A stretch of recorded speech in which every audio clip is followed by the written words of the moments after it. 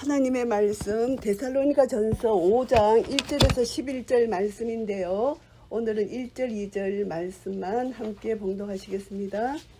형제들아, 때와 시기에 관하여는 너희에게 설 것이 없음은 주의 날이 밤에 도적같이 이를 줄을 너희 자신이 자세히 알미라. 주님의 재림에 대해서 성도의 자세가 어떤 자세가 되어야 되냐, 이에 대한 말씀입니다. 그런데 1절에 보시면은 때와 시기에 관하여는 설 것이 없다. 주님의 재림의 때와 시기입니다. 그것은 오직 하나님만이 아시잖아요. 그런데 주의 날이 밤에 도적같이 이른다는 것입니다. 이 주의 날이 성경에 여러 군데가 나오는데요. 그리스도의 날, 또 주의 날을 그리스도 예수의 날이라고도 하고요. 우리 주 예수의 날이라고도 하고, 우리 주 예수 그리스도의 날이라고도 하고, 그날, 이것이 바로 심판의 날. 주의 날이 심판의 날이고, 믿는 자에게는 구원의 날이고, 믿지 않는 자들에게는 심판의 날이 주의 날이에요. 이 주의 날이 밤에 도적같이 이른다는 것입니다. 도적이 밤에 도르면 우리는 아무도 모르잖아요. 그런데 3절에 보시면은 저희가 평안하다 안전하다 할 그때에 잉태된 여자에게 해산의 이름과 같이 멸망이 호련히 저에게 이르니 결단코 피하지 못하리라. 평안하다 평안하다, 그냥 평안하다고 생각하고 있을 때 도적같이 심판이 임한다는 것입니다. 그래서 어떻게 방어 태세도 없이 그냥 당한다는 것이죠. 그런데 믿지 않는 자들에게 이런 일이 당한다는 것입니다. 형제들아, 너희는 어둠에 있지 아니하며 그날이 도적같이 너희에게 임하지 못한다. 도적같이 임하는 것은 믿지 않는 불신자들에게 임한다는 것을 말씀합니다. 그런데 우리 믿는 자들에게는 어떤 은혜를 주시냐면은 너희는 다 빛의 아들이요 낮의 아들이라. 우리가 밤이나 어둠에 속하지 아니하나니 그러므로 우리는 다른 이들과 같이 자지 말고 오직 깨어 근신할지니라. 우리는 자지 말고 깨어 근신하라. 이 자지 않는다는 것은 근신하여 깨어서 사탄이 우는 사자같이 우리를 삼킬 자를 두루 삼킬 때 우리는 믿음에 굳게 서서 저를 대적하는 것, 이것이 빛의 자녀의 권세로서 행하는 일이에요. 그래서 우리는 자지 않는다는 것을 깨어 기도하고 말씀을 붙들고 내 자신을 대면해보고 순종하는 삶을 계속 살아가는 것. 그때 이 시기와 징조를 우리는 알 수 없지만 그 감은 우리가 알 수 있다는 것입니다. 지금 세상 정세에 돌아가는 것을 보면서 주님이 재림이 가까웠구나, 이것을 우리가 감으로 느낄 수 있습니다. 그때와 시는 하나님만이 아시는 것이죠. 그래서 자는 자들은 밤에 자고 취하는 자들은 밤에 취하는데 우리는 낮에 속하였기 때문에 근신하여 믿음과 사랑의 흉배를 붙이고 구원의 소망의 투구를 쓰자. 여기서 믿음, 사랑, 소망이 나옵니다. 우리 믿는 자에게는요, 믿음과 사랑과 소망, 이 세 가지 요소가 너무너무 중요해요. 우리가 믿음이 없으면 우린 끝까지 인내할 수가 없어요. 주님 재림까지 기다릴 수가 없는 것입니다. 우리 믿음으로 기다리고요. 그리고 우리에게는 소망이 있어야 기다릴 수가 있습니다. 그래서 소망을 가지고 그 다음에 주님을 사랑하는 사랑의 마음이 내 속에 있어야만 주님의 재림을 소망할 수가 있어요. 그래서 믿음과 소망과 사랑, 끝까지 우리는 이 세 가지 요소를 붙들고 주님의 재림을 소망하며 기다리는데, 하나님이 우리를 세우심은 노하심이 이르심이 아니고 우리 구주, 우리 주 예수 그리스도로 말미암아 구원을 얻게 하신 것이라. 우리에게 구원을 주신 하나님은 우리를 진노에서 멸하시기 원하시는 것이 아니라 한 사람이라도 더 구원에 이르기를 원하시는데, 그러면 우리가 어떤 자세로 살아야 되느냐? 종말의 때를 사는 우리의 자세는 우리를 위해서, 예수님께서 우리를 위해서 죽으시고 우리로 하여금 깨든지 자든지 예수님과 함께 살게 하려 하셨기 때문에 우리는 예수님이 요한복음 1장 14절에 말씀의 육신이 되어 우리 가운데 거하심에 우리가 그 영광을 보니 아버지의 독생자 영광이요 은혜와 진리가 충만했잖아요. 임마누엘 우리와 함께 거하시기로 오셨어요. 그런데 마지막 계시록 21장 3절에 보면은 장막에 우리 함께 영원히 거하신다는 약속을 주셨어요. 계시록 21장 3절에 하나님이 우리와 영원히 함께 계신다, 그 말씀을 주신 거예요. 그러니까 우리는 이것을 소망하면서 우리가 사는데 피차 건면하라는 것입니다. 피차 덕을 세우라는 것입니다. 우리가 이렇게 모였어요. 이제 마지막 때는 혼자의 신앙이 아니라 점점 모이기를 피하는 어떤 사람들의 간섭과 같이 말고 모이기를 힘쓰라는 것이죠. 한두 사람이 모이더라도 예수 그리스도 이름으로 모여서 함께 모이면은 하나님이 성령님의 역사가 거기서 함께 하시고 모여서 서로 피차 건면하고 위로하고 세워주고 아멘. 이렇게 될 때 하나님 나라가 던던히 세워지고 확장되는 그런 역사가 있는 것입니다. 제가 이 말씀을 준비하면서 하나님께서 우리가 재림을 준비해야 되는 우리의 자세를 데살로니가 전서 5장에서 말씀해 주셨는데 우리가 또 알아야 될 것이 여호와의 절기예요. 레위기 23장에서 하나님께서 여호와의 절기를 우리에게 말씀해 주셨는데 기독교 역사를 보면은 여호와의 절기를 캐톨릭에서 여호와의 절기를 완전히 희석시켜 가지고 절기를 완전히 우리로 하여금 생각하지 못하도록 막은 거예요. 그러니까 그냥 크리스마스 하면서 크리스마스를 여호와의 절기도 아닌데 그들이 만들어서 즐기게 하는 거잖아요. 그래서 우리가 이제 마지막 때를 준비하는 우리의 심정 속에는 레위기 23장을 꼭 기억하셔야 돼요. 거기는 하나님께서 7 절기를 주셨는데 이 절기가 여호와의 절기래요. 우리가 보통 무엇을 기념한다, 뭐 강복절을 기념한다 그러면 있었던 사건을 그날에 맞춰서 기념하잖아요. 그런데 여호와의 절기는 하나님이 미리 정하여 주셔서 이 날을 기념하라 그러셨거든요. 그러니까 인간이 생각하는 절기가 전혀 다른 거예요. 하나님이 제정해 주셨는데 출애굽기 12장 1절에 보시면은 니산을 14일 6월절 절기를 제정해 주셨어요. 그래서 종교력으로 니산월이 1월 첫째 달이 되는 거예요. 그러니까 이스라엘의 절기는 종교력이 있고 민간력이 있거든요. 근데 종교력으로 니산을 1월 달로 정해 주셔가지고 1월 14일을 6월절로 정해 주셨어요. 그래서 우리가 6월절은 어린 양 대신 예수 그리스도, 우리를 속량하신 예수 그리스도를 예표하잖아요. 예수 그리스도가 모든 절기가 예수 그리스도를 예표하시는데 이것은 이제 애굽에서 이스라엘이 노예 생활에서 해방된 것, 그것을 기념하는 절기잖아요. 무교절도 누룩 없는 빵을 먹고 선나물을 마시면서 애굽에서 노예 생활을 했던 것, 그것을 고난을 기억하는 것인데 결국 무교봉은 죄가 없는 예수 그리스도를 예표합니다. 그래서 우리가 절기마다 예수 그리스도의 예표를 거기서 우리가 상징적으로 우리가 깨달아야 돼요. 그리고 초실절이 언제냐 하면은 6월절 1월 첫째 달 14일 15일부터 무교절 일주일 시작되는데요. 이때 처음으로 맞이하는 안식일 다음 첫날이 초실절인데 초실절은 예수님의 부활을 상징하잖아요.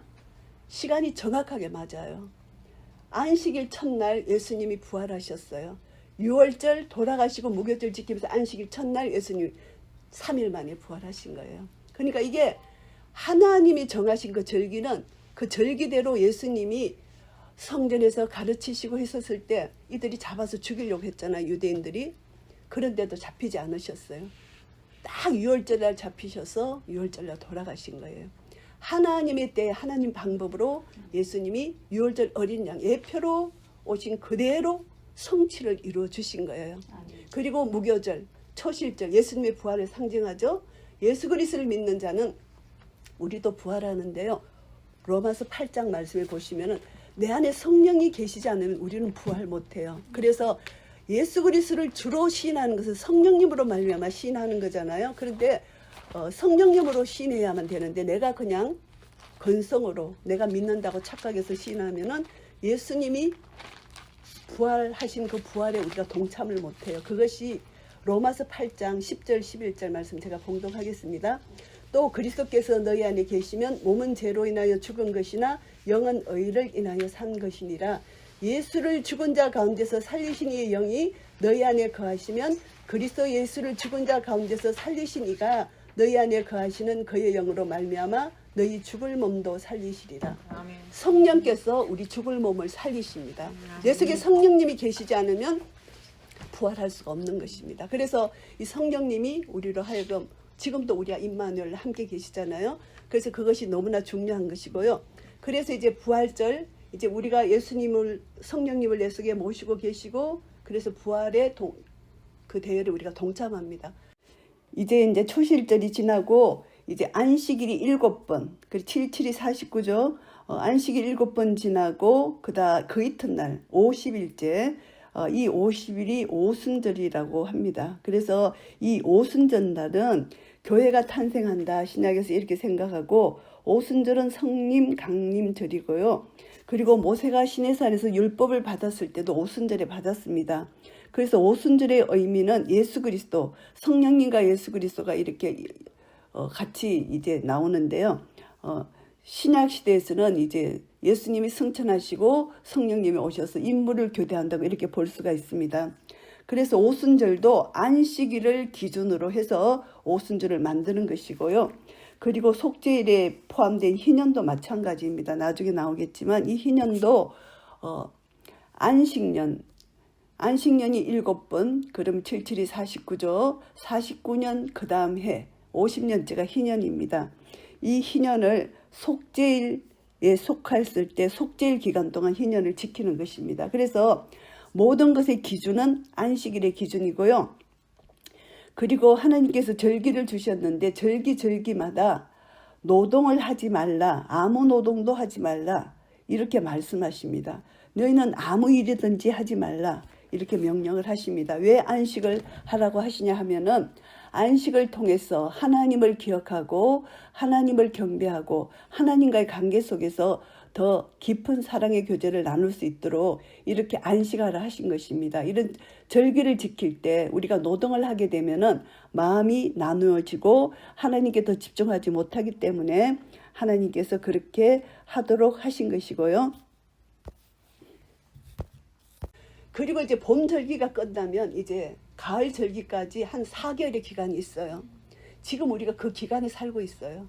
그래서 예수님은요, 이스라엘 절기를 통해서 예수님이 농사 그것을 비유해서 많이 말씀해 주셨거든요. 그래서 해가 뜨고 달이 뜨고 할 때 이 모든 하루의 그 모든 일상생활 속에서 하나님을 기억해야 되는데 레위기 23장에서 제일 먼저 나오는 것이 안식일이에요. 안식일이 모든 절기의 기준이 돼요. 그래서 왜 안식일을 제정해 주셨나 하면은 하나님이 6일까지 일하시고 제7일에 쉬셨잖아요. 그런데 왜 안식일을 제정해 주셨나? 그 이유를 출애굽기 31장 13절에서 분명히 말씀하고 있어요. 제가 봉독하겠습니다. 출애굽기 31장 13절 말씀.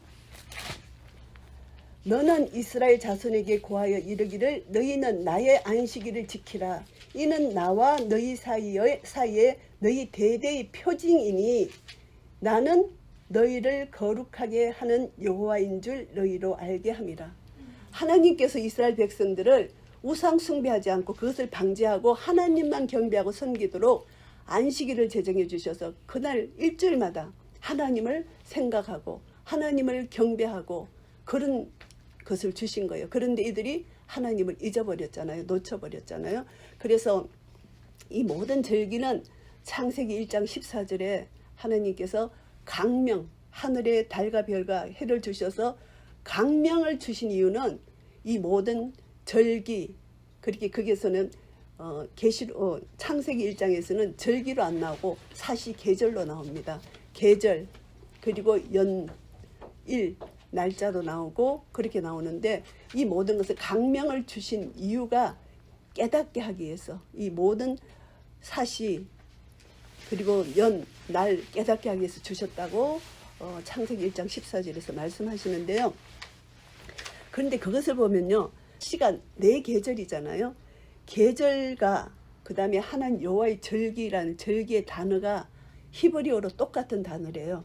모에드라는 단어래요. 그러니까 하나님께서 이미 창세기 1장 14절에서 다 제정해 주셨고 이스라엘 백성들을 통하여 7대 절기를 이미 제정해 주신 거예요. 그래서 우리가 그 절기를 깨달아야만 이제 예수님 재림을 우리가 소망하고 기다리는 중에 우리가 지금 살고 있는데 지금 이제 여름 절기 4개월 이 절기에 이제 하나님이 영적 추수를 우리에게 부탁하시고 이제 예수님 재림을 소망하며 우리가 지금 기다리고 있잖아요.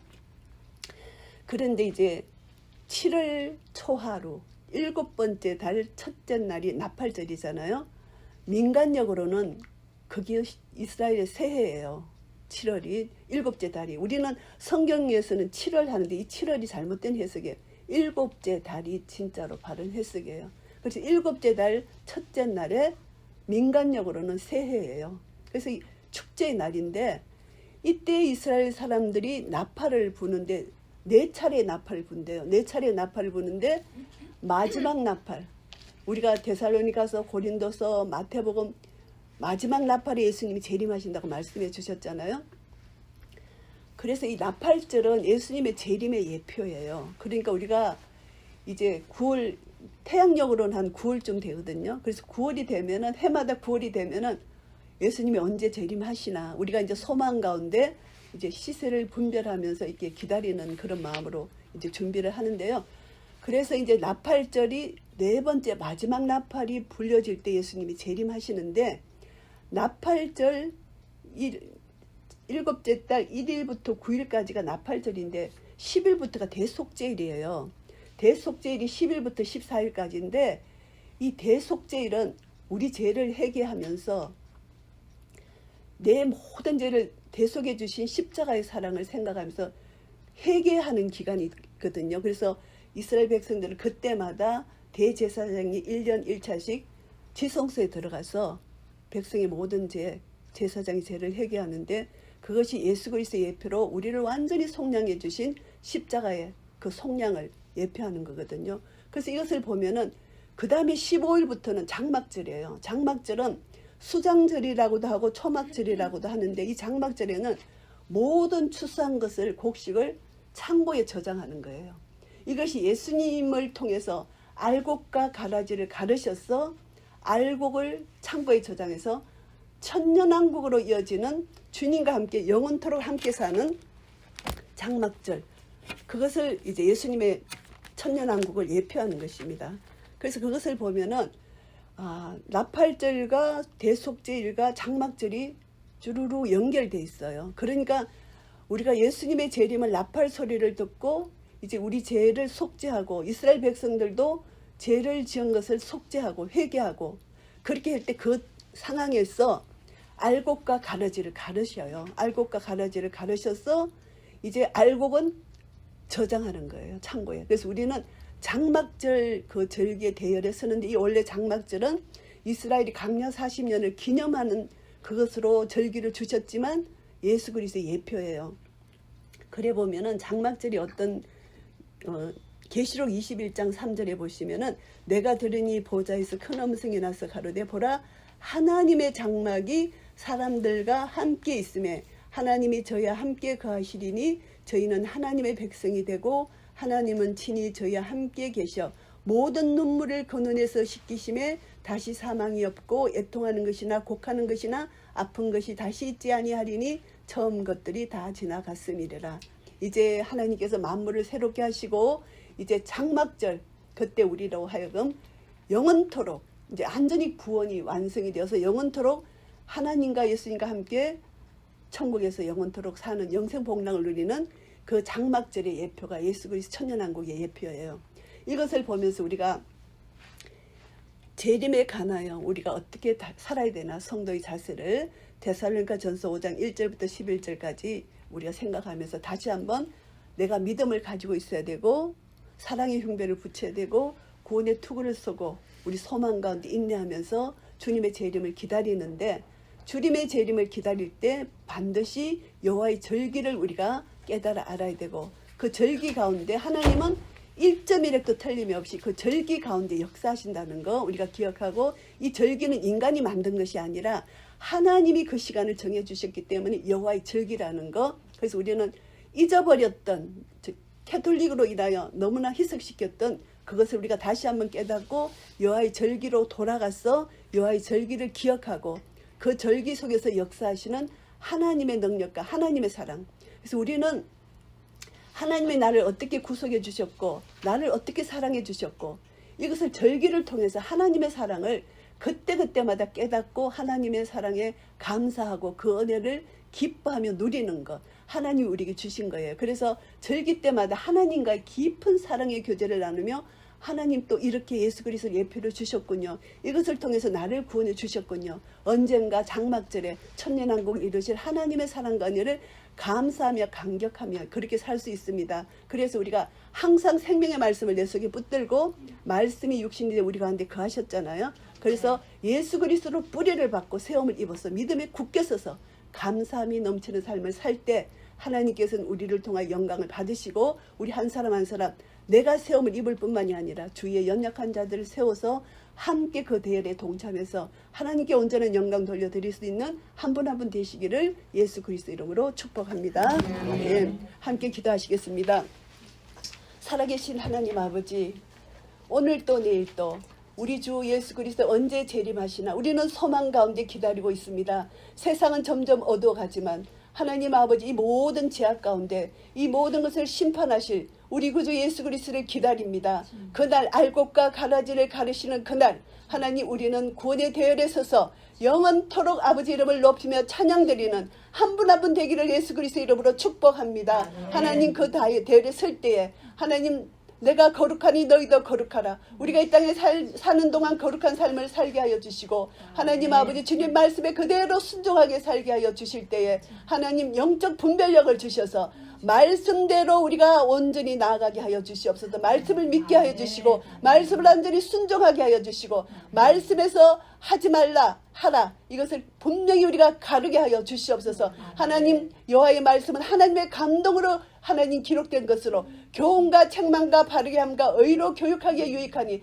이는 하나님의 사람으로 온전케 하며 모든 선한 일을 행하기에 온전케 하려 하심이라 말씀해 주셨사오니 우리는 하나님의 일을 온전케 하여 하나님 앞에 섰을 때 착하고 충성된 종아 잘했다 칭찬받게 하여 주시옵소서. 하나님 말씀으로 다시 돌아갑니다. 여호와의 절기를 알기를 원합니다. 그 절기 속에 숨겨진 예수 그리스도의 비밀을 깨닫게 하여 주시고 그 비밀을 깨달을 때마다 더욱더 주님께 감사하며 영광 돌리며 하나님의 은혜를 누리게 하시고 하나님 나라의 평강과 희락을 날마다 누리며 하나님께 감사 찬송을 돌려드릴 수 있는 한 분 한 분 되도록 축복해 주시옵소서. 오늘도 함께 하실 주님을 찬양드리며 감사드리며 우리 주 예수 그리스도 이름으로 기도드리옵나이다. 아멘.